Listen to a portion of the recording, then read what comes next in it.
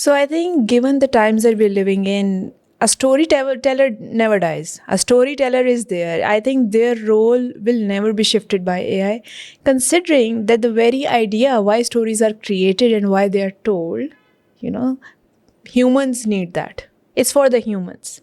So it's not like we're going to create great stories and suddenly AI is going to consume the content. AI can never feel the way human does. So I think the question more so would be that how, in an age where AI can help us create stories, and of course AI is readily helping us with not just the creation part but then also the editing part, then how can human beings respond to those stories? So I think this is the question, and I think a storyteller by heart, a person who is great at telling stories, a person who constructs stories, observes the stories in his own life and then create a bigger story for people to see. I'm talking about filmmakers, writers, artists. So I think it has nothing to do with them. They have that passion, they have that observation, human observation, and human observation is not going anywhere. And considering the fact that human observation is such a unique thing, it can be a simple scene, but one human sees different thing, another human sees something else. Now AI cannot see that because AI doesn't have a soul or a heart. AI can only look into data archives and codes and can run on multiple algorithms to see what is available already by those human beings in those archives, and then can construct something entirely unique, which, if you actually think about it, it's not that unique. It's just like a cut, copy, paste of a lot of different things coming together in the form of a collage. So you can say that yes, what AI is doing, it's a collage of different thought processes, different human beings, and what they thought about certain things coming together. But AI is not creating something out of scratch. And since AI is unable to do that as of today, so we can say safely that human beings cannot be taken over by AI or robots or whatever. So because AI, as I said, it's so good at just writing, it's so good at creating perfection, I think it's missing on the errors. AI is very bad at keeping that human touch.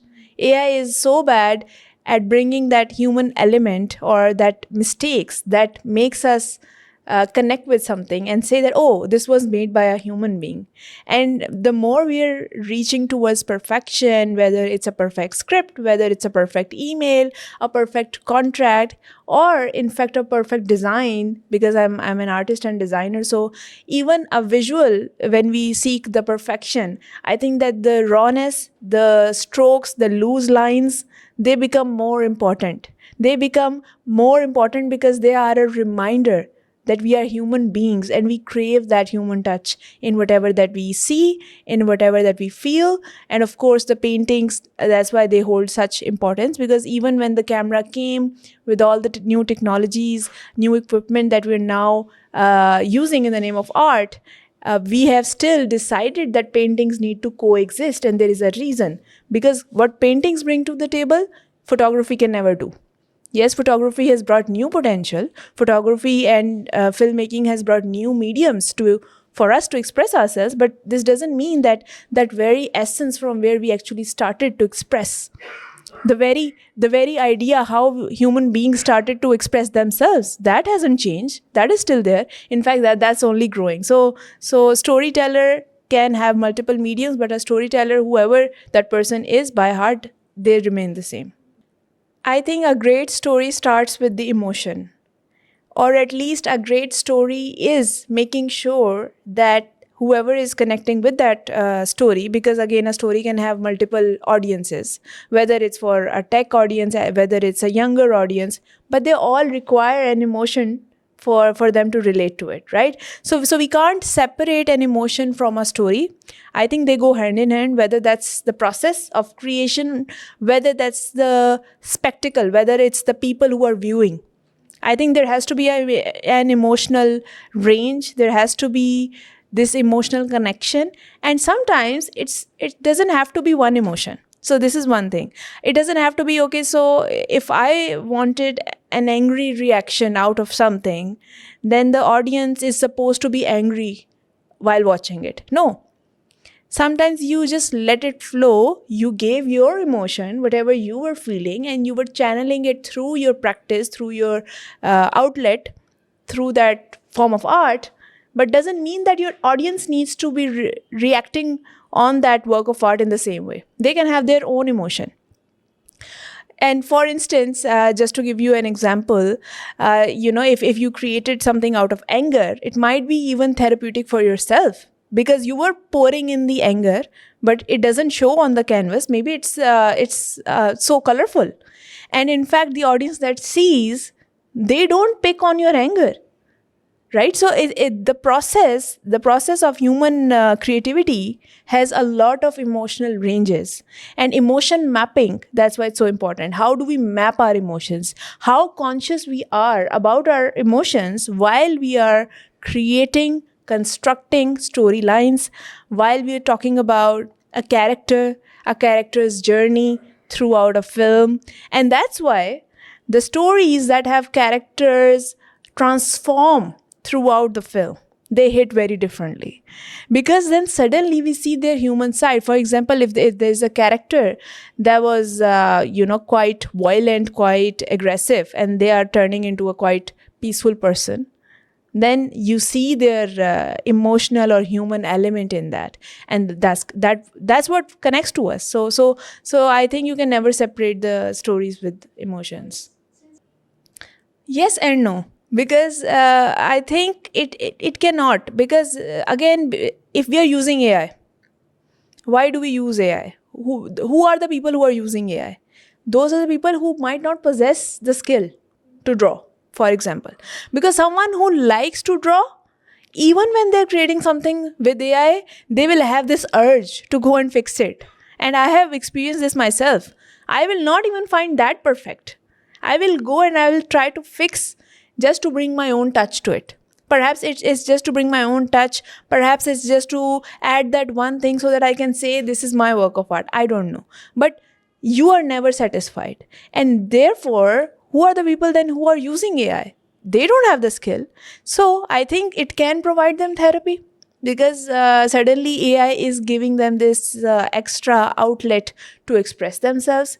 Before that, they didn't think it was possible to create their imagined realities as a physical reality. So I think in that way, I consider AI is such an empowering tool for people who might not have the limbs, might not have the hands to do the job, right? Okay, and another example is if someone is blind, they can't even see the world, right? They have thoughts, they have imagined things. How do they express themselves? This is AI is just bridging that. AI is bridging a lot of people who are, having these kind of reality, and there are so many people who do face that. So how do they connect with the world? How do they express? So I think for them, it's therapeutic. I think storytellers can do their job. I mean, to be honest, storytellers have a very specific role in all of this, right? If a storyteller is using AI, for example, just to iterate an idea, just to say, okay, let's brainstorm on this thought process that I had, let's see the potential of it, right? Then it's fine. They can sit, they can browse 20 different ideas, but at the end of the day, you as a human being are going to choose one out of them, or perhaps ask 20 more ideas. Now, this is your human brain that is curating thoughts. You are the curator now. So it's not this idea that suddenly your work is being done. What you have to see is a more of a leadership role. Now you have a leadership role in the sense that you think that there are 20 people who created 20 versions for you. There is a team who did all of that for you. And you as a person who is going to take this idea forward, which one would you prefer to choose so that then you can move forward from that? It's not more so, okay, so AI has done the job, now my work is done, and whatever was created is good enough. No, it's never good enough. You can always improve on it. And that's your job. And that's your decision. So don't lose the power where you are the decider and where you have to make the decisions of whatever project, whatever thing that you're doing. The decision still remains with you. AI is just cutting out all the trash work for you, and it's just helping you fast forward on the brainstorming, mind mapping, sometimes a lot of different things coming together because decision making is hard. So it's just cutting out all that thing so that you can focus more on your real project. I think it depends on how AI was used. See, if there is a work of art, if there is this video or film or whatever that was entirely done with AI, right? And it shows that it's done with AI, then even while you're watching it, even if it's a good piece of work, somehow it would trigger you that, okay, this is AI. Like this would be the first thought that comes to you. So you can't connect further with it because there was not a human being that made it. Even if it looks so nice, even if the visuals are appealing, even if you have all those elements, the cinematic going on, there is fashion, there is lighting, there is curation, somehow you are unable to connect. So I think it again depends on how it was directed. The process matters. It's not just that the fact that, okay, you use 3 AI tools and you've created something. It depends on the fact that whether it was hybrid model, whether it was done half actual production and then half was taken to AI, whether it was done in a way that there was a green screen and then you shot something and then there were AI visuals layered and then perhaps it was animated so gracefully that you can't actually tell where the AI started, where the human usage ended. And it's blending so naturally that you are not focused on the technique. You are focused on the story. You are focused on what emotion that story is bringing. And then I think that is a successful work of art where you can't actually tell whether it was AI or not. It's more so about the story. And I think if you can pick on that, whatever you are viewing, and you can actually try and test it when you're viewing any kind of content online, and if you think that it's grabbing your emotion, and it's not making you think whether it was done by AI or human, then I think that is a successful work of art, whether it was completely done by AI or whether it was completely done by human. I think this is the important bit. And therefore, again, we as storytellers come into play. So with current films, the way animation is being done, we have seen in Pakistan Glass Worker, it took them many years to come to that point where they decided to work on a hand made film, and then they did it. Usman's vision, I spoke to him about that. And then also keeping in mind that how Japanese animation has flourished, anime has flourished. We have seen certain styles in animation evolve, right? And if you go and study the history of animation, there was a time when even the way each frame was done, it was hand drafted. There was no tools for animation, and it was all done through very analog equipment, right? And then we have seen softwares coming in. They're taking the effort. They're taking all the effort, and they're asking us to put our effort in the stories, in constructing a story that matters, right? So if I keep this information in mind for a second, and then I talk about what's happening now, from that lens, if I see, then I think it's fine. It's fine. I'm fine with the fact that if AI can do all of that, right? Then the thing or the question or the bigger thing is, then how do we bring value through our process? So let's say if my animation is still, if I decide that no, that I still want to work on an animation where each frame is going to be hand drafted, handmade, I don't want any AI, I don't want any machine, then where does it stop? Are you saying that you're also not going to use softwares for the edit? Like where do you draw that line?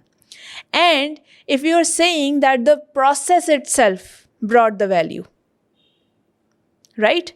Then are you saying that based on the story and whatever thing is happening in your film, that is not the greater purpose, but the process of making it was the greater purpose? I mean, that's the question mark. And again, another question that can arise from this is that during all this, the bigger challenge here, I think, of today's time is that how sustainable you are. Not only in the fact that which equipment or which tools you are using. Of course, you have to count the entire carbon footprint, not just the carbon footprint which was done through an AI software, but also count the carbon footprint in general while creating any work of art. through the process, like what was the equipment, how much energy has been used, how much waste was produced, how to recycle that. Like if you're not conscious about that in your project, and this thing, people have now more consciousness about this in the textiles industry, not so much in film industry. So people just attack on AI, saying that, oh, the carbon footprint is coming from AI. I agree, but again, are we counting the entire carbon footprint, or are we just counting the little usage of AI perhaps that you did, and you're saying, oh, that's why I'm not doing it? This is not a good enough reason for me. So we have to be very mindful what we are trying to say. And we have to think today, how can we bring value? What does value even mean? How do we define value today? Because today's definition of value is quite different from the definition of value that we used to have in previous times. So I think the times have changed, and so has the definition itself. So we can't really say it. It depends on a lot of different things. We don't have to rely on AI ever, just like how we don't rely on our camera. We don't say that, okay, we have this camera, so let's shoot this kind of a film. We don't say that. We say, what was the vision? I don't think a filmmaker thinks about the equipment first. I don't know any such filmmaker who says that, okay, because I have this level of equipment. Yes, to a certain extent, it matters that you can do big productions with better equipment, and you can't do the same level of storytelling with very basic equipment. But again, having said that, sometimes you can create great work of art with limited resources that you have. And that's my point, that we should not think about what AI is capable of and whether we should be using AI for that or not, how much we can rely on. It's about your usage and how you show that usage. If it was intelligently done, you don't have to say that it's AI or not. It's just another tool, and you have used it successfully to create your idea into a vision that anyone enjoys. In today's time, the issue is not this, that am I using AI or am I not using AI, how much AI is being used. It's about whether you are successful to grab the attention of audience with what you have created. Because there's so much content online. So much is being produced, not just for Netflix, not just for Amazon Prime, but Instagram, TikTok, everyone has a channel. So you are competing with everyone. You are not just competing with Netflix anymore. People don't go and see Netflix films. People are going and they check on every small reel by their favorite influencer. This is the level of competition that we have. So in today's time, the value is of the attention, and attention is a currency. So wherever the attention is going to flow, money is going to flow. So we don't have to think about the AI. AI is not the scary bit here. The bigger issues, what is being told through stories, what is the content, what is the message, these are still the questions. So if you have very bad content and it was shot on a 4K best camera, so do you think it's a reasonable content? I think these are the bigger questions that we need to have. If someone is doing very educational thing through AI, just because they have access to AI, and AI is making their life easier to create a platform, I think they're doing a better job. Again, I've seen how current schools, colleges, they are creating policies around how much AI can be used. This should be done through AI, but this should not be done through AI. Again, maybe they can have a different strategy, but I think that universities especially, because that's where students are working on their research papers and dissertations and bigger projects, which are much more serious. I'm not saying that younger students don't do that, but my point is that you should allow them the usage of AI, but we're living in an era where the people who know the most are not going to win anymore. There was a time for that, and that we have passed that era. People who know the most doesn't matter, because education, knowledge is accessible, is everywhere, and it's abundant. You don't have to search that archive to find that theory anymore. You don't have to go to Europe to that specific library to learn about a subject anymore. Everything is available to everyone. So knowing the most doesn't matter. Knowing what matters, when it matters, is the question. So AI, and this is one scary bit of AI, that it's creating a lot of information at such a quick pace that somehow the original information, the original thought process of people are getting diluted in the way, right? So we can't actually do the demarcation where the where there was an original information, and now where the information coming from AI is coming and mixing everything, right? Because I see a lot of mix online. Like, even if you search actual research papers, what shows up is people's public chat GPT feeds. And I mean, someone needs to go and speak to these people that, hey, if someone is trusting you with their thoughts, come on, at least not put it out, right? But OpenAI keeps on changing their terms and conditions. So I mean, it's on their white paper, but they're already, updating it each and every time. And that's a separate debate entirely. But my point is that for students, now the important skill is, in class they need to be taught adaptation. They need to be taught how to construct an argument in a small time frame. I think this is one skill that this generation needs. They are unable to do it. They have zero coping mechanisms. When they are given a stress, they fail. They struggle. So I think these are the core skills which weren't even taught to us in our generation. But somehow we learned ourselves. I think this was a learned behavior, considering the fact that time we were growing up, technology wasn't that accessible, and we had to learn it. So, I think it was an evolutionary trait in us. However, for the Gen Z, they will struggle more because the access is more. And now they're not going to use their own capacity, their own brains, and rely on that to sustain the information that is coming. They don't sustain. What they think is, if the education is available on a click, just because we have internet access, then we don't have to remember it. Now, remembering itself is a skill, and so that's why they avoid it. I think education system needs to just accept the fact that we don't need to learn for the sake of learning anymore. We don't need to sit and learn tables that much, other than the basic ones. We don't need to learn how to solve word problems. We don't need to sit and learn these organic chemistry equations anymore, right? That knowledge is available if someone wants to do it. They have a DIY project, which is hardly the case most of the time, because not the rest of the students are going to take chemistry, right? Except for a few who might become the scientist in, whatever chemistry they are doing. So a lot of the way education is being taught is redundant. And therefore, I'll come back to my point, which is the core skills: critical thinking, basic learning, human brain cognition. We have to activate these centers somehow. They should not be passive. And if they are passive, then, the bigger concerns arise. Then students cannot actually deal with the issues of their real life.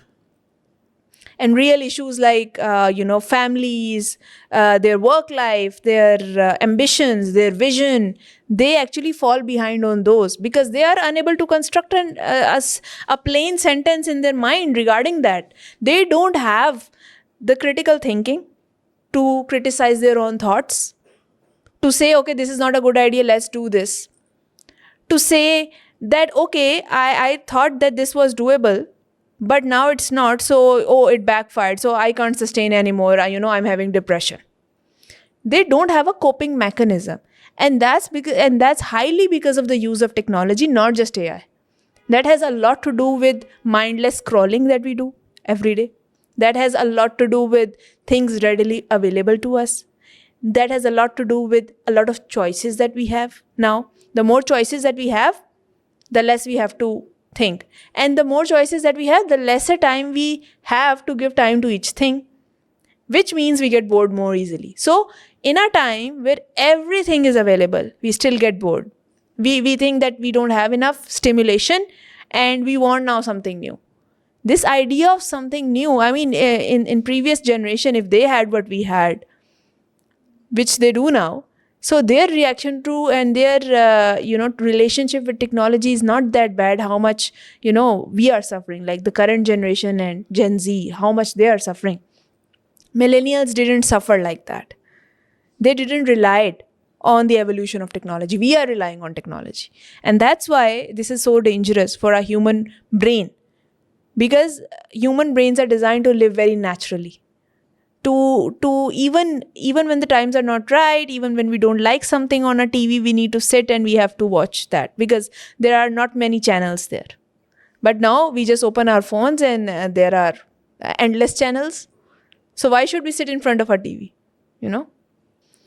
So in a time, again, when everything is available, education system needs to encourage students early on in their lives to find what they want to study.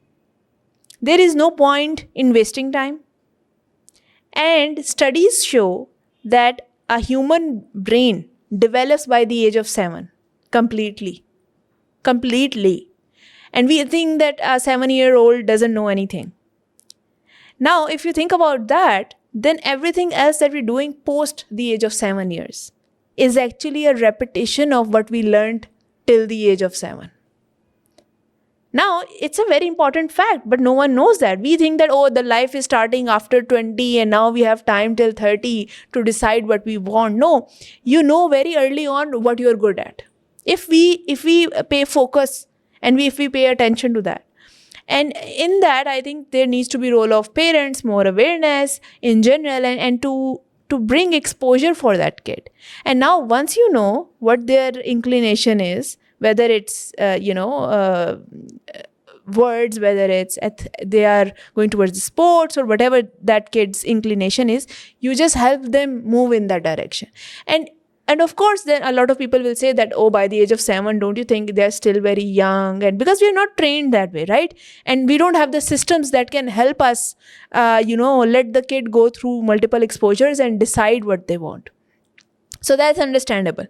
But my point is that if even till teenagers, you know what you want, and the school is designed in the way that whatever you have decided, you want to contribute to that. So maximum you want to learn in that so that you can contribute to that. So the education system needs to be supporting you on your journey. And how can education system do that? By making you go through a case study based education. So in Pakistan, mostly, no one knows about case study until and unless you are going for medical studies, then only Aga Khan teaches that way of study, which is case study. So they teaches you through multiple cases for each student. They obviously they have different patients, their profiles, and then see, okay, what was their disease and, how did they overcome, and then they learn through that. Now, why case study is important and it's interesting, and why this is a better way of teaching than regular learning, and then, you are, trying to memorize stuff. Why case studies are better? I'll tell you. Because case studies are stories of real people. It's just like a film. When you read something, when you treat it as a very humane subject, then it becomes easier for you to digest material. It brings context to it. If it's just like some random paragraphs, you're told to learn, it becomes hard for you. If you're told that this was a story, an actual person went through it, and this is how this person resolved that issue, now you have the entire journey. So this way, it becomes easier for you to contextualize and see yourself in those and learn from it, rather than some very loose theories here and there, and you will never retain it. Even if you read it, you're never going to retain it. So that's the difference, and that's something that the education system needs to adapt.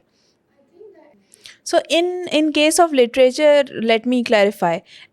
It is there and it's not there. I mean, it's there in the sense that, yes, you are interacting with a lot of stories, right? But are they making you learn or go through the journeys of great literary artists, poets? No. This would be a case study if they taught this way. Because the subject itself has stories, I mean, poetry and all this interesting content, no. The way it's taught, I'm talking about the research and the teaching methodology. So when we talk about the teaching methodology, it has to be a case study method, because then you can retain a lot of more information. So when we talk about visualization, visualization is not a subject where we say, okay, just because we have a few visuals, we are doing successful visualization. No, visualization is a process. It's a constant to and fro process. You decide that you want something, you sit with it, and perhaps you have to come back from it because it doesn't work. So think about visualization as a journey with your own self where you are bringing clarity to your own thoughts. Our thoughts, it's like a jumbled up thing in our minds. We think 1000 ideas in a day, but not necessarily all of them are good for us. So we have to learn to filter them, and we have to learn which one will move in the direction of the vision that we see for ourselves in the future. That's where the visualization comes in. So when you know where you are heading, that's when you'll visualize firstly in your mind. You'll sit down, you'll close your eyes, and you'll think about a version of yourself in the future. You'll see how they walk, how they talk, how they perform, and then you're going to reverse engineer from there. From there, you would know that, okay, if this is the end product, you have seen it vividly. And by the way, when you're doing the visualization, you can take help of some image that you think this can be you. It can be a physical attire that you can hold, or perhaps you can create a Pinterest board out of it. Sometimes it helps people to understand what the vision of this entire thing is, and it's great for corporations. CEOs rely on it. In fact, they see sometimes visions. Entrepreneurs do that. Successful athletes do that, even if they're like top athletes. Before going, they visualize they're winning in the pitch, and they win. So there is a clear link with the more vivid your visualizations get to how successful the manifestation is going to be. So visualization is directly proportional to manifestation, in short. And therefore, you have to become really good at visualization. Now, this is again a skill in itself. You can't just say, okay, but I got a vision. This is what I want. No, it's not good enough. You have to feel the emotion of it. So if you see a version of yourself in future who is doing all these amazing things, what is that person thinking? How is that person feeling? You have to feel that energy now. You have to bring that energy in you. You have to feel that. And that's how it becomes real for you. Once it becomes real for you, then it becomes easier. You are halfway there. Because you have visualized it so in depth that now you have quantum leaped into your future.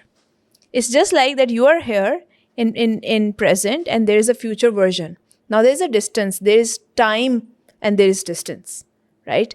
And if you quantum leap by visualization, by bringing that energy, by vibrating higher and feeling that energy now, then your energy feeds into your frequency.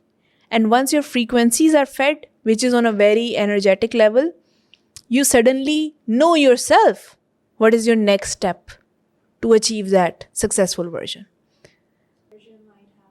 See, our brains are quite intelligent. It doesn't know the difference between what we are experiencing and what we are imagining. So in a way, you can say our brains are quite dumb in that department. I listen to Dr. Joey Dispenza a lot and his methods of visualization, and I've used them for my projects planning. I've used them for my future projects that I would like to do. I do daily visualizations and daily manifestations, and I've learned that it's a skill in itself, right? So manifestation and visualization goes hand in hand. You can say if like the journey from 1 to 10, 1 to 5 is visualization, and then 5 to 10 is manifestation. So if you have done successfully visualized, meaning you are sure what you want. See, half of the people on this planet, I don't think they know what they want. And they struggle. They struggle to believe. They struggle to talk to themselves. They struggle to say it out loud what they really want. So once you know what you really want, you are halfway there. Now you have to just work to achieve it. And sometimes what people are doing, they are in a routine, they're doing all those things, and yet they have this inside, they have this calling. They know what they want. What they were meant to be was something else. Yet they're not doing any action to work around it. And that's so sad because people will never know their potential this way. So that's why I say that design thinking, visualization, manifestation, they're so important, more so for creatives, because they are going to create something that can only be imagined by other peoples. So a visual artist, a filmmaker, they bring ideas to reality. So manifestation and visualization. So if you are stuck in a job, you don't know any way out. I'm not a professional myself to be saying that, but I made a decision early on in my life that I don't want to do a job. I want to become a part of the process that I believe in. And that process is going to take me time. So for starters, I think just sit with yourself, take a paper, and write 10 things you think you are good at and you want to do. So once you have a list of the things that you want to do, things that you would like to do, you take it from there. You see that how important those are. Then you prioritize. Okay, this is something that I would love to do. This is not, okay, this is not on my priority. It's as simple as that. And if you're already not doing that, then something is wrong. Then you need to think about quitting, but then also not quitting drastically. Think about the transition, think about your future goals and how your current scenario. So this is important. Don't let your mind, come into this decision making that, okay, now whatever you're going through, leave it. No escaping. We are not going into the escaping mindset. We are going to think, okay, we have visualized this amazing person, this amazing version of myself, which is in the future, who has achieved great things. Now, given my scenario, I am this person right now. What can I do one thing today that can take me one step forward to that person? It's like you're having this conversation with your future self. Okay, you are there. So what would you suggest me? And in this, obviously, you can take help from mentors, you can do a lot of research and all of that. But I think our brains are so intelligent, they know. They know what you have to do today. So you can take inspiration from other people, but your brains are the most intelligent and they can also be the most dumb because they don't know what is reality and what is imagined. So we have to make a use of it. So for any person who wants to do the manifestation, the first step is visualization. Forget about the manifestation. You have to really think about how to bring your ideas to reality. And for that, you have to sit with yourself. You need to have those awkward moments. You need to have those hard conversations with yourself. So sit with yourself, close your eyes, and think about a version that is very vivid. It should feel very real. It should not feel disconnected. It should not feel that this is something that you cannot achieve. It should feel like this is a version that definitely exists in the future. And for that to happen, you have to perhaps sit with a paper. You have to write on it what are the 10 things that you would want to do or you are doing and you love to do, but haven't been able to channel into something bigger. So these are the hard questions that you have to ask yourself first. And once you are comfortable with yourself, because most of the people will not have this audacity to sit with themselves. They can have this audacity to go to 9 to 5 and give all their life to someone else's vision. But they won't have the audacity to give themselves some time and space to actually do the hard work of getting to know yourself. We all say that this person didn't find the time to know me. We get offended. We get offended that why our friends don't want to know us. We get offended when someone is not giving us time, the due attention that we think we deserve, whether it's a formal discussion, whether it's with friends. But how come we never get offended on this very idea that we are not able to give ourselves those time? We need to be more offended on this. And in fact, we need to work aggressively on this. We need to be very selfish about our time and where we put our time, because time is all we have. So when you sit and give yourself this time, don't think that, okay, you need to come up with an answer within this time frame. You have to just sit with those ideas, whatever chaotic ideas that you have, and just think about a version. And this is the thing about the vision. Why we say it's a vision? It just comes to you. You don't have to construct something that is quite luxurious, that is quite glamorous. No, it just has to speak to you. You have to close your eyes, and 99% of the time, the version that you would want yourself to be, it's already there in your mind. You don't have to create that version. However, I can debate that you can actually 10x or 100x on that vision, very vision that you saw, and make it brighter, bigger. Because perhaps that vision that you're seeing, it's a blurred out vision. It is there, you can almost see it, but it's not that great. So how do you make it great? You have to work on it, you have to scale it up. You have to think, okay, if I'm thinking about writing one book, perhaps I should think about writing 5 books in next 3 years.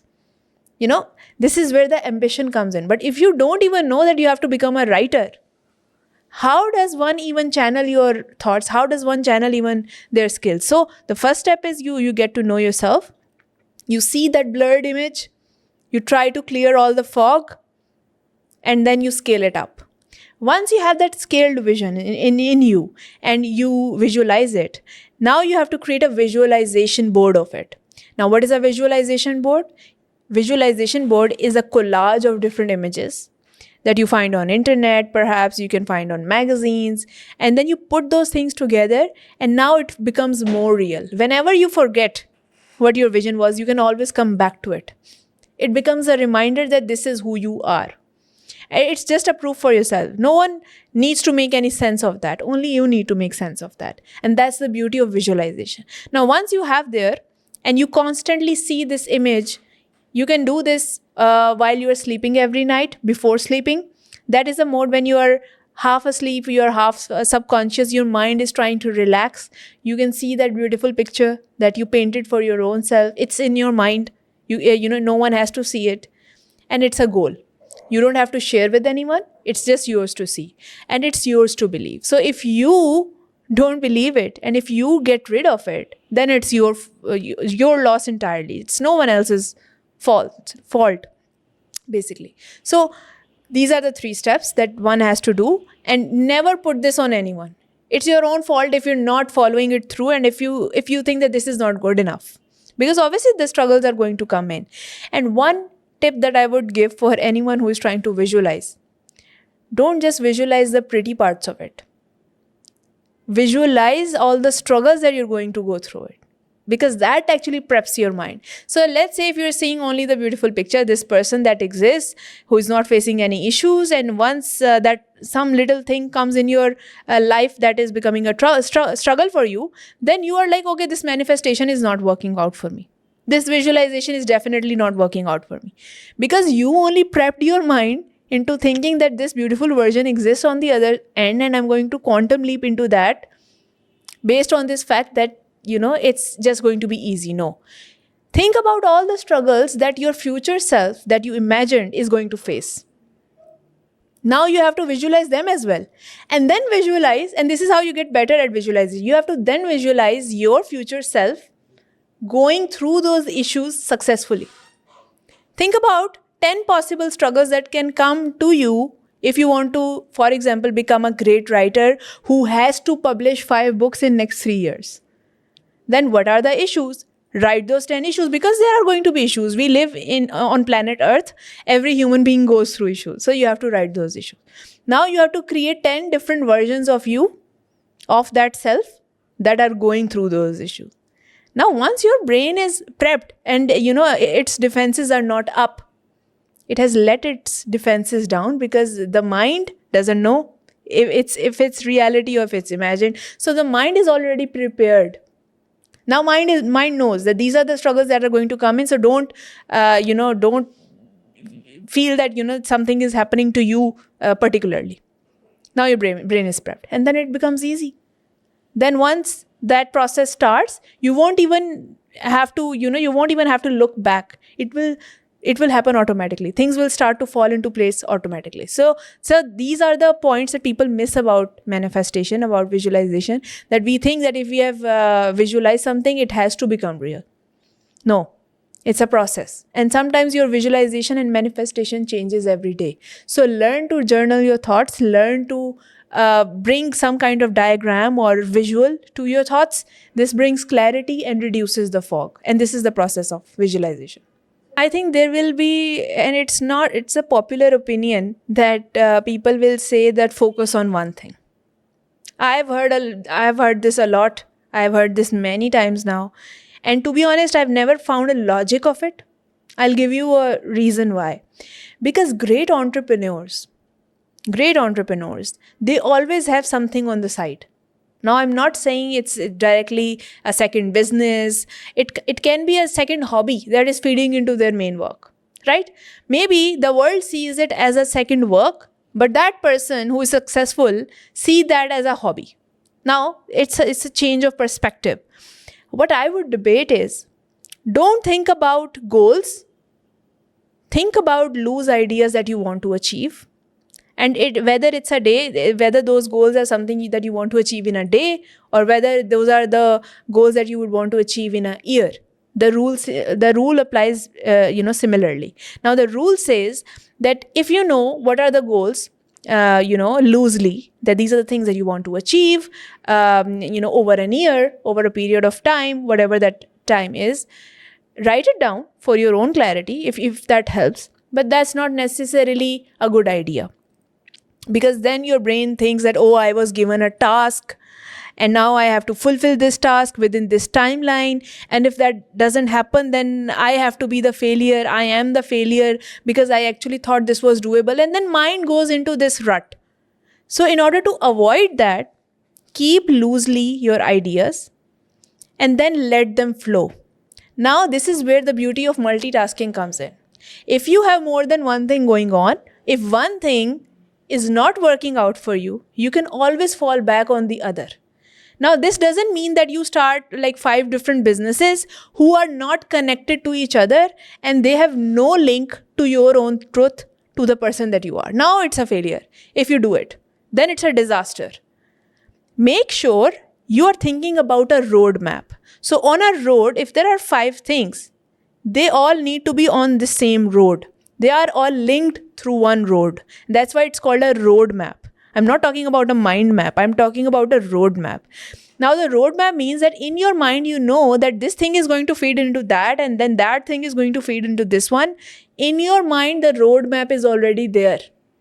People will not see it. People can't see and people won't see the logic behind it, but you have that in your mind. And that's the important thing. No one needs to understand it. Now, a roadmap, how you design it, it's very simple. As some CEOs, some entrepreneurs, how they do it, it's, because they have a mindset for monetization, they have a mindset for innovation. They say that, for example, I can share my own experience. I got interested in stories and writing words that matter, basically. So I was like, how can I monetize that? How can I create meaning, or how can I do something around it? Like, I'm this person who loves to work with words that matter. What can I do about it now? Now, someone can say, okay, but you are an artist. Why are you not in your studio and you're not painting? And someone else can say, okay, I saw you at a conference last year. Now, why are you not doing conferences anymore? Suddenly, there is a disconnect. So, should I just get, blunt, and should I just say, oh, but you don't understand me? No, this is not a good answer. The real answer to this is, in my mind, it makes sense why I'm doing what I'm doing, because it's planned, because I know what is feeding into what. And just to give you an example on that is, first of all, I write my words. I read what I would like to become, because words make us. So I understand the value of words, so I go and I read. Okay, first thing is done. Now, if something inspires me, I see a loophole, I say, okay, what if something was done with this mindset, but it's not written yet? Now, suddenly I got an idea for a mini script, for example. Now I think about, because I have skill in video, I have skill in art, I have a skill in, some fashion stuff. I say, okay, how can I then use this material into a bigger project? Now, this is a pipeline. This is a pipeline that I have figured out for myself. How one thing leads into other and then, further. And then you can use and repurpose the same content. So for me, it works. So if I have some same material, in those time periods, because I know I love creating a small mini collection of fashion, and then I do prints and artworks around it. So suddenly everything is easy. Now for my own artworks, for my next exhibition, I don't have to come up with a new idea. Why? Because I knew what matters to me today. Because I know what matters to me today, what are the ideas that I'm researching these days. Based on those ideas, based on my own research that I'm doing these days, I will use the same statement or content, and I will, repurpose them into different pipelines. Now, one pipeline is my designs, the other pipeline is my art. So me as a human being, I didn't change. I didn't say, okay, I'm going to create a third business. In my mind, it all makes sense. It's part of the same roadmap, but they're just like different pipelines. I'm repurposing my content from here to here, from here to here. So I know that within this year, it's going to be easy because this version of me that is today is interested in these ideas. And if this version is interested in these ideas, then automatically, if it's coming out of me, whether it's designs, whether it's whether it's paintings, is going to reflect that. And sometimes you can see that patterns very clearly through the usage of color. Now, this is a very you can say visible way you can tell that how this person is feeling. Suddenly, if you start to wear black, for example, and your canvases are becoming black, right, then you are in a different phase of your life, right? And suddenly, if you see colors in your outfits that you're designing, and you're talking about colors in your poetry or whatever you're writing, and then you see those same colors and that same sensibility in the way you're painting things, this is what I'm talking about. You don't change yourself. You are this one person. So whatever is going to come out, those are just different pipelines.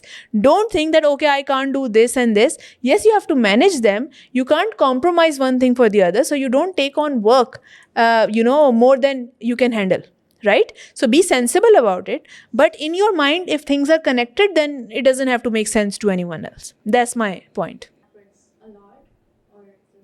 So in my student years, there was a very strange color palette, I would say. For some reason, all my canvases were red. Now, I still don't understand why so much red was there in my, thesis paintings.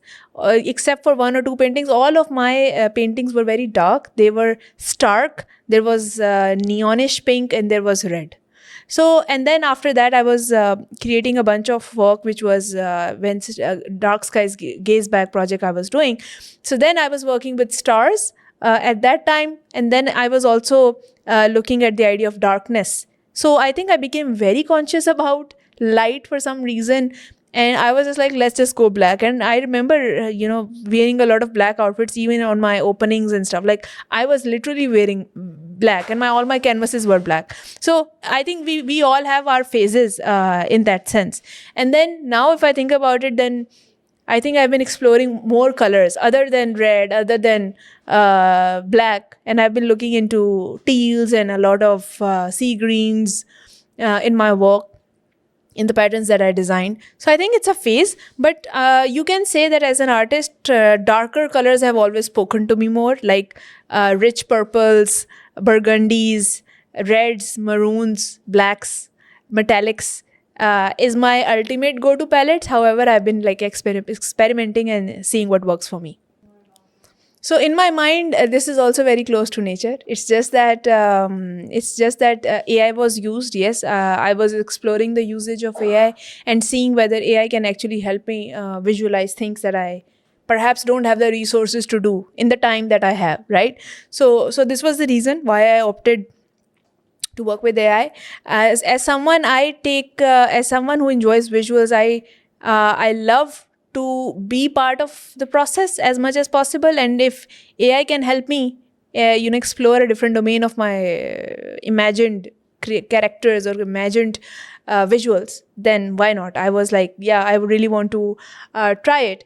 But I think that my work has always been inspired by nature, whether directly or indirectly. So even Dark Skies Gaze Back project was concerned, or you can say connected to nature in a very different way, which was environmental, which was for the audience, which was for the public. I was thinking largely. I was zooming out my lens and I was like looking at the environment, how that is being affected, how we are becoming visible, like the bigger ideas, light pollution, usage of light.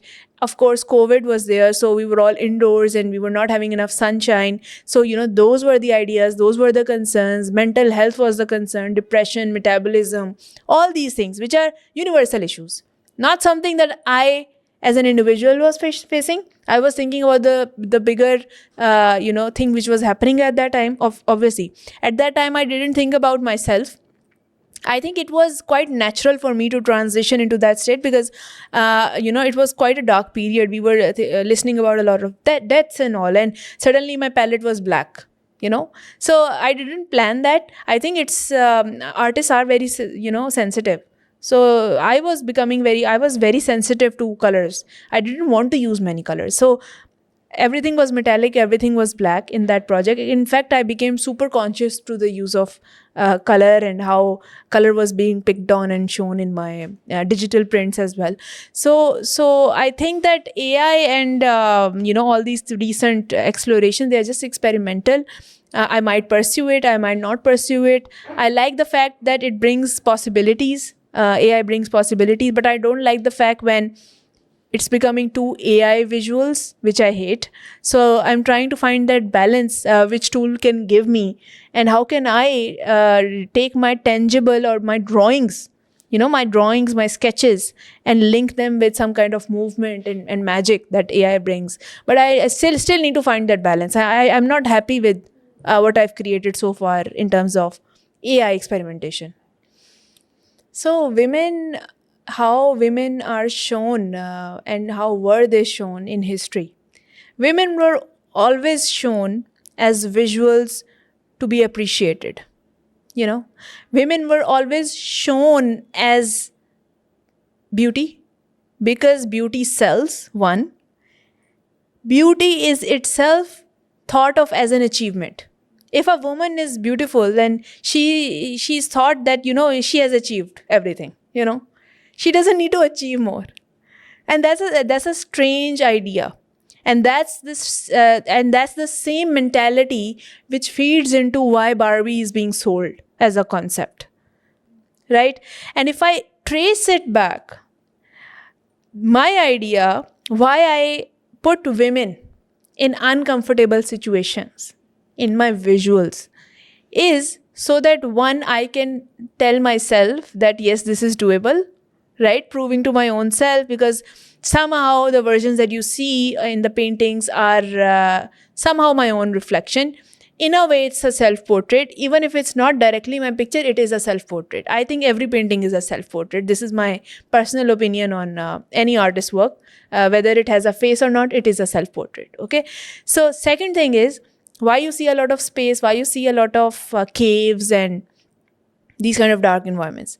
Because women are not appreciated to go and explore those places. Right? If we talk about caves, if we talk about underwater, I don't think there are many scuba divers.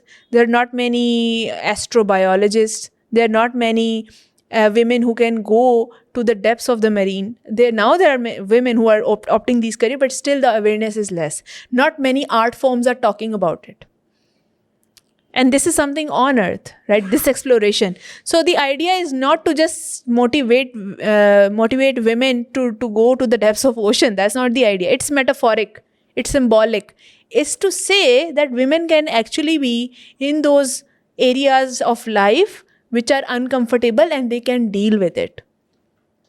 It's just to create that metaphoric or symbolic reference. And that's why, because I worked with NASA, SpaceX, NASA Gene Lab and their scientists, personally have contacted a lot of people for interviews, especially Dr. Tara Rutley, who is now chief scientist of Blue Origin. And she was a NASA scientist as well. And I remember having some conversations with her. And she said that, she has struggled all her life to prove herself that she was worthy to be in even NASA. And now she's, working with, Blue Origin, which is a very good new company, new initiative for space. But even in NASA, she had a journey. She had to prove herself. And then she took on some initiatives related to marine biology and just to say that, okay, I really want to do it and I can do it. So, I mean, it's not about a South Asian woman anymore. It's about women in general, and they have to prove themselves that they can actually go and do it. And then we talk about the space flight, the space exploration. There are not many women astronauts. And there are white men who are astronauts and not many women, not even white women as astronauts. So the idea was to do the very extreme, to bring South Asian women. For us, space sciences is like far, far off. When we talk about NASA, then people say, oh, but we can never relate to those ideas.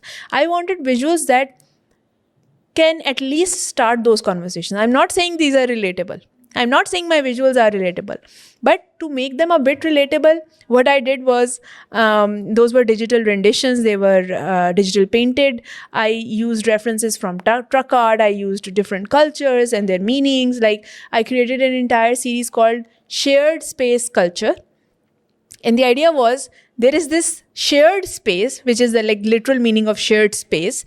And because space is still not explored, we are not in space. We are thinking about how to habitate the space, but we are not there yet. So we can think on a blank canvas how that space would look like for all the cultures. I mean, on Earth, we have all these demarcations, we have all these cultures, we have all these boundaries, we have map going on, and we know what are the boundaries for each countries. The culture here is different, the culture here is different. So how can we reinterpret space?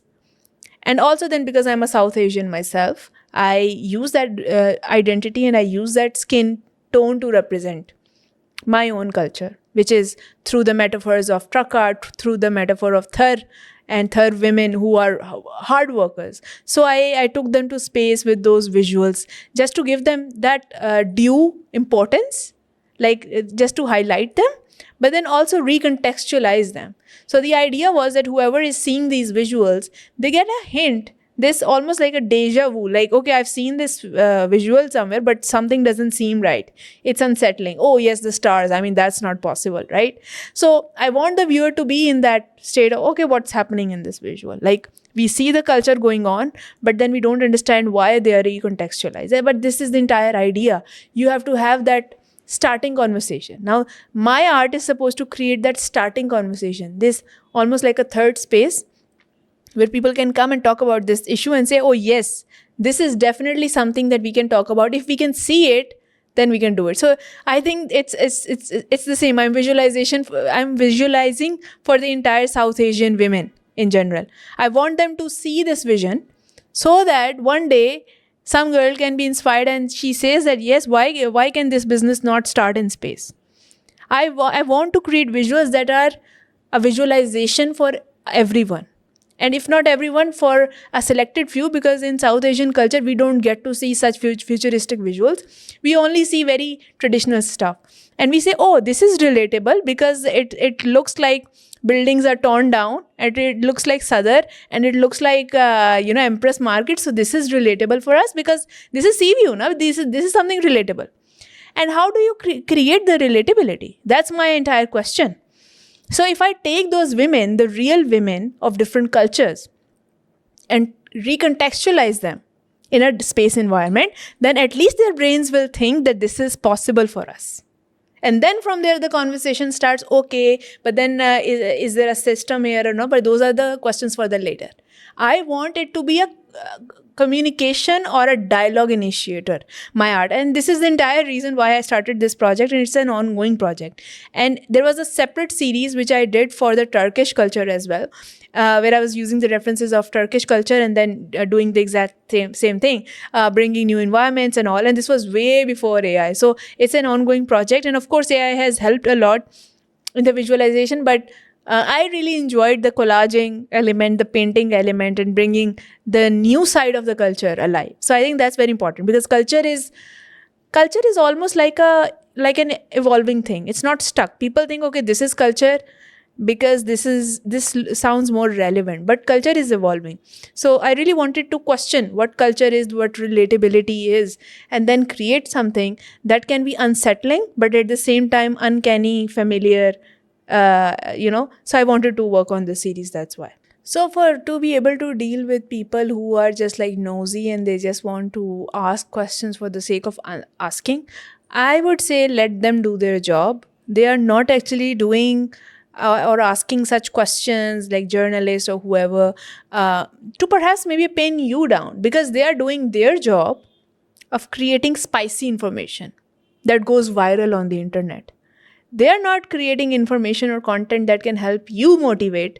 becoming something you want to. They have an entire different agenda altogether.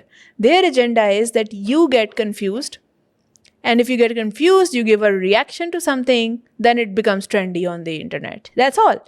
And they know that there are certain tricks that if you have a famous person in front of you, you have an opportunity to get views. And if you have an opportunity to get views, you have an opportunity to create a platform that works, that gets monetized. So they don't think about all these things. They don't think about the depth. What they would ask is purely driven by this angle that we want to create something spicy that goes online and people come to our platform and give us a follow. So they don't have any depth going on. So we can let them do their job. They are just doing their job, I would say. So the role of brain is quite deeper than it looks like. Our brains are not actually a hard drive. It's more like a museum, a living museum, you can say, where you have to constantly shift things, you have to constantly add things. Just imagine there are 86 billion neurons firing thoughts.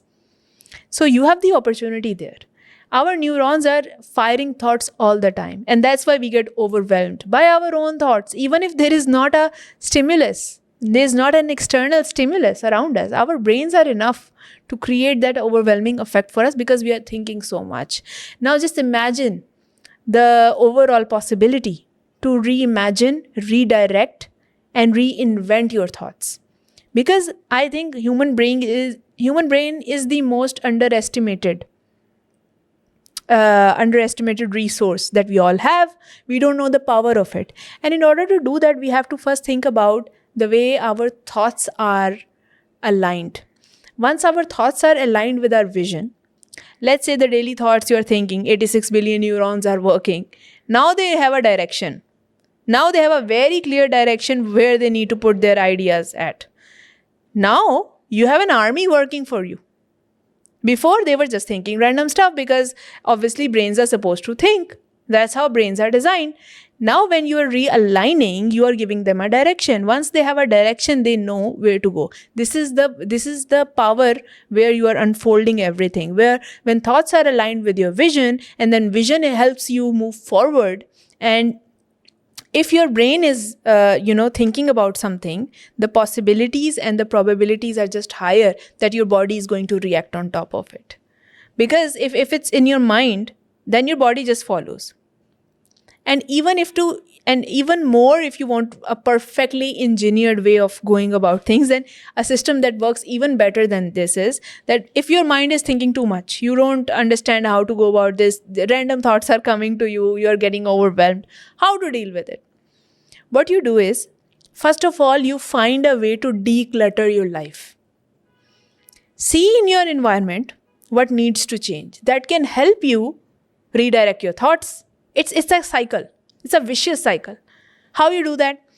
For example, if you want to do yoga or if you want to go to gym. But what are the hurdles? You have to minimize on the hurdles.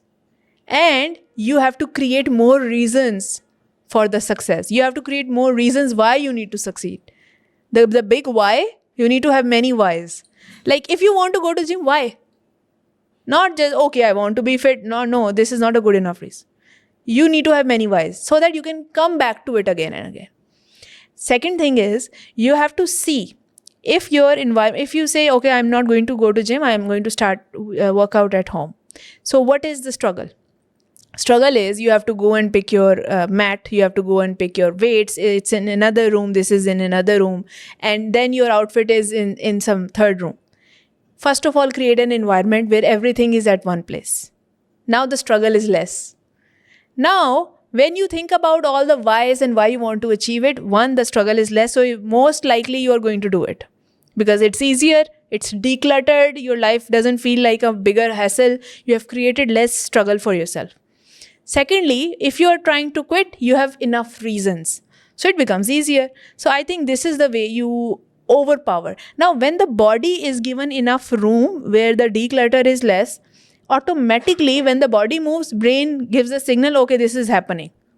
Brain is in the present now. Brain is not thinking and projecting in the future anymore. Brain is like accepting. Because brain, I told you, brain can be dumb and brain can be the most intelligent. So you have to see what works what works for you. So it's like this relation between body and mind. If you understand how it works, then you take the command. We think the brains are the thinking systems, but our bodies also have the brain of their own. And if you move your body in the direction of your whatever goal that you're trying to achieve, wherever you want to go, then the brains follow. So it's like a constant to and fro process. In fact, I actually use this process, or I've like discussed this in my recent research that I'm working on. And it talks about how different ideas, now this is not an easy idea, because there are many things, many researches, many inventions in biology that I got inspired by, like, cellular biology, and then the way immunity works. Very deep topics. And then I thought, how can I create something in my language, in my medium, which is art, which is, paintings or videos, to talk about those in a very layered manner or maybe direct manner. But then, it's not that easy, because, hardcore facts, you have to create fiction out of facts. It's not easy. How do you balance? Where does it end?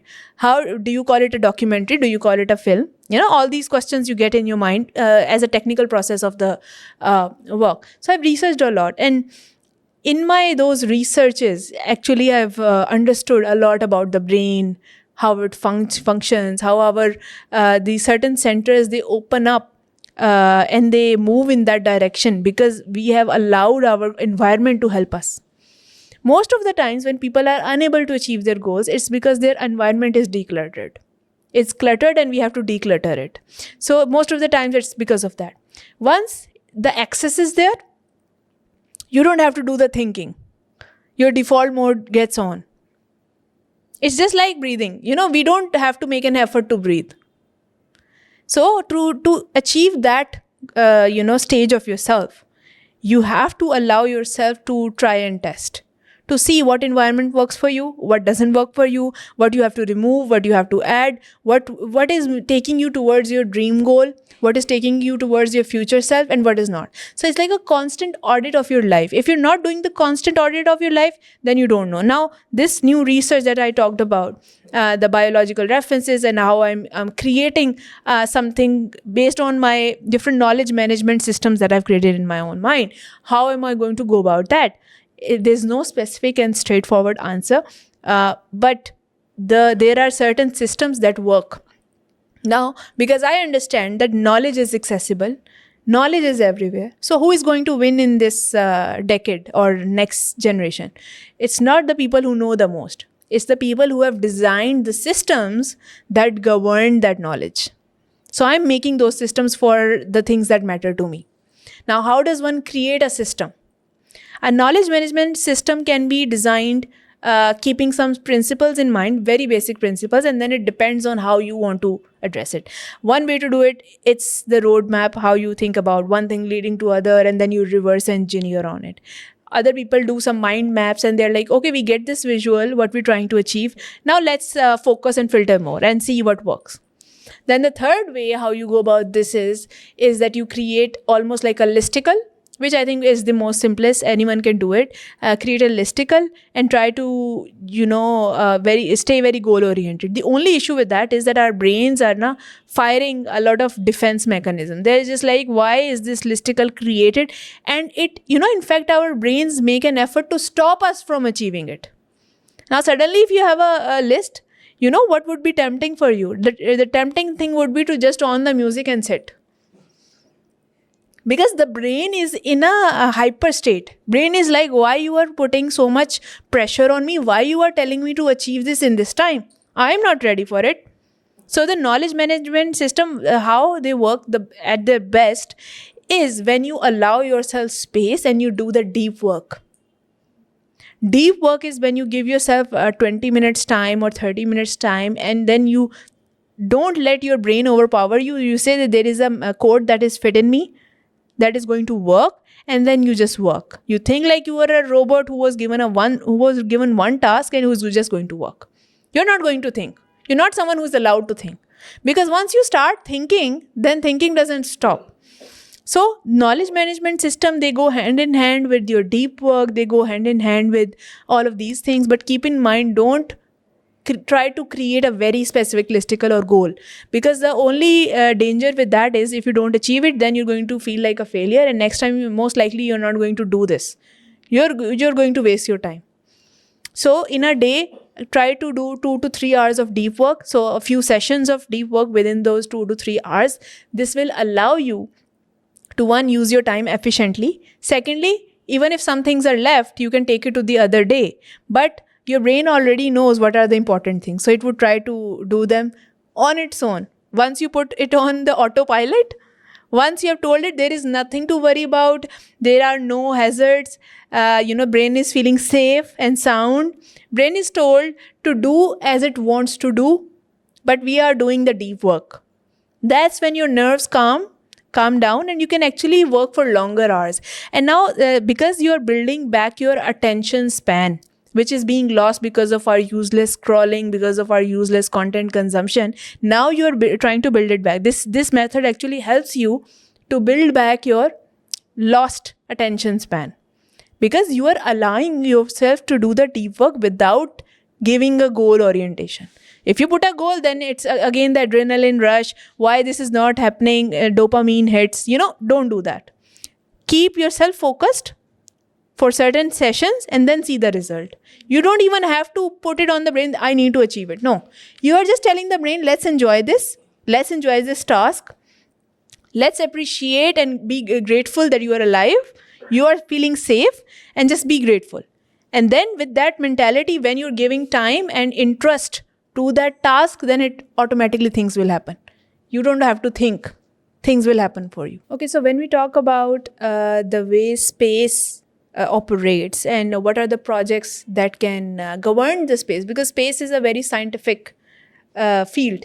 Most of the people think that there isn't much that can be done when it comes to cross sections of space, art, and technology. But one of my projects actually taught me that this is in fact doable, and there's a lot of potential in pursuing something that is relevant to a scientific community, and it's also relevant to a very creative community, and also relevant to social impact community. People who think that it brings some message, it brings some social impact, or it can address the bigger issues of the world at large. So you can do all of these things, or at least try to cater to all these different fields. So the project that I worked on related to James Webb Space Telescope was in 2023. I was researching the entire journey of the telescope, how the telescope was made, because before that there was Hubble telescope, and Hubble telescope could actually record certain things but could not record certain things because of the resolution limitations that were on it. And therefore, when James Webb Space Telescope came, it was a big thing for the space community. So they celebrated that now they can see what's happening in the space far off. More light years can be covered with obviously better ranges in microscope. So it was a huge invention. And I remember I was researching on it, and I got this idea. I was like, everyone is celebrating the telescope. Everyone is celebrating the kind of images the telescope can make. But what about the journey of the people who were actually have been working on the telescope itself, and the way the journey has moved on from the prototype to the final thing when it was launched in the space. So it was floating in around the Earth, but how was it made? How did that happen? So I started researching on its overall journey, and I got inspired. I was, seeing the facts. So I created a very surreal looking artwork, almost symbolic of the prototype. There was a robot. At that time, there weren't robots, but I added a robot because I foresee where it's moving next from here, but then also talking about where it came, where the idea was originated. So I was in a way giving tribute to the community of James Webb Space Telescope and people who obviously made it happen. So I think it was a huge thing. I created that work of art in collaboration with Dr. Tara Rutley, and she gave her voice to that artwork. And we later on, in collaboration with Project Mallet and NASA Gene Lab, Dr. Joseph Bogue, we actually sent that to space. And that was a huge milestone because Project Mallet 2 was heading to space. So the artwork went to space. Now, what is the need of sending an artwork to space? Someone can actually ask this. And I've been asked this a lot. So one thing that we need to understand is when we send stuff to space, this in itself is a huge achievement, because we don't just send anything to space. It's very calculated. Now, whether it's some experiments from NASA, whether it's music, whether it's some digital file, we're not sending off stuff that is useless. So they do keep this almost like a quota for each department. Like, we have to send something creative, we have to send something to related to healthcare and advance that, we have to send something for chemical engineering, we have to send something for by young students who are working at NASA, who are developing something new. So we have to keep like a balance. And they sent projects which have a potential, and they saw that I've been working on a very research oriented project, which is like space art series. And when they got to know more, Dr. Joseph Boger and all these people who were in charge of designing this CubeSat in collaboration with Ice Cubes and sending it off. So they discussed with me and they asked my vision. So I explained them how the same series where I'm giving tribute to like women and women empowerment, I'm talking about multiple women representation through their skin tones and colors. And at the same time, I'm also thinking about the inventions itself. I'm thinking about the way the invention was made. And therefore, for the first time, I'm doing something for the community. Like, in a way, the artwork was supposed to give tribute to the in the industry which has helped in doing all of that. So they loved this vision and they were like, we're going to send this. And it's because they found this balance of science, the inspiration for people at space. Because at the same time, when we think about space exploration, we think about one day when mankind will feel much comfortable to go to space. We would not just want to see very regular, very monotonous astronaut suits in white. I mean, that was something that we saw in Interstellar, but we're way past it. We would like to see some colors, some cultures represented. If we plan on habiting the place, if we want to not just explore the space, but we think about space as a second home, then we have to think about cultures, we have to think about choices, then we have to think about how to create variations and how to create interest in space. And when I thought about all these things, then yes, I went into spacesuit design. I went into studying deeply the inventions of the space, and to bridge them, I created certain artworks, which has now turned into a full-fledged project that I've launched by the name of Shared Space Culture, where I invite an audience, and I'm building a community that can talk about these bigger ideas. Because I think this is not just me. I think if more people are motivated, there are people who would love to be part of this discussion, where scientists can talk with artists can have a discussion with engineers, and they can all come and collaborate and inspire each other. So the idea was to build this community, and through this community, I want to engage with projects that are which have this foresight to work on projects that are for the betterment of space, and that can bring opportunities to people, especially women of South Asia, to do something in space studies and later on go for missions in space exploration. So why not? I think this is definitely doable. It's all about a vision. When you see a vision, I have seen this vision. If you see a vision, then it can happen.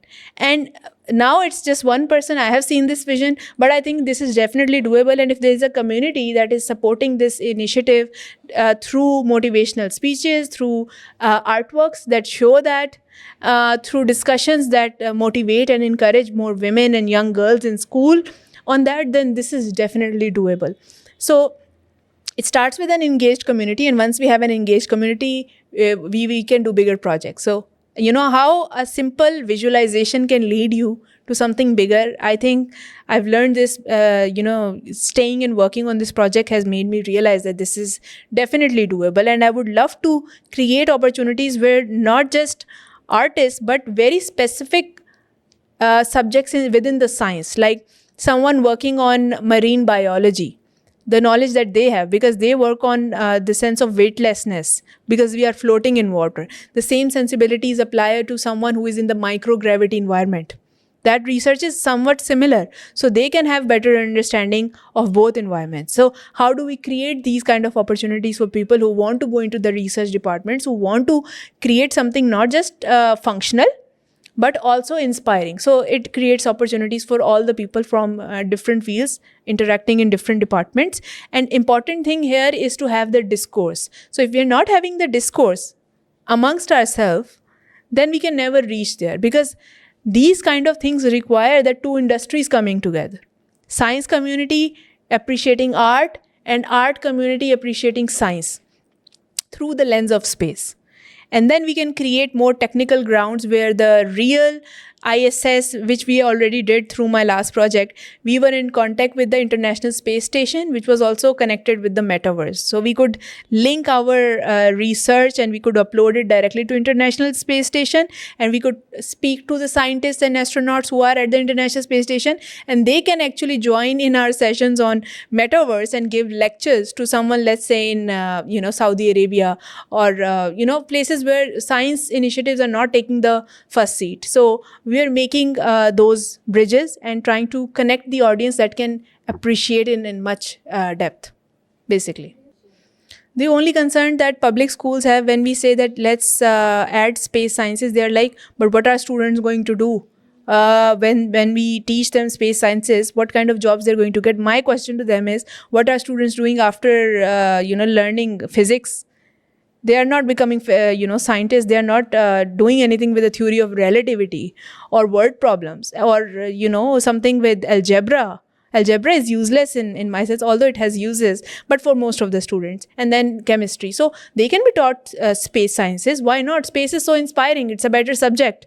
So space law, spacesuit design, space medicine, everything, all the different fields that we have on Earth, they are going to be applicable for space. So imagine how many subjects there are: space architecture, space law, space medicine, space nutrition. Everything is different. So something to look forward to, definitely doable. I think we should be doing this.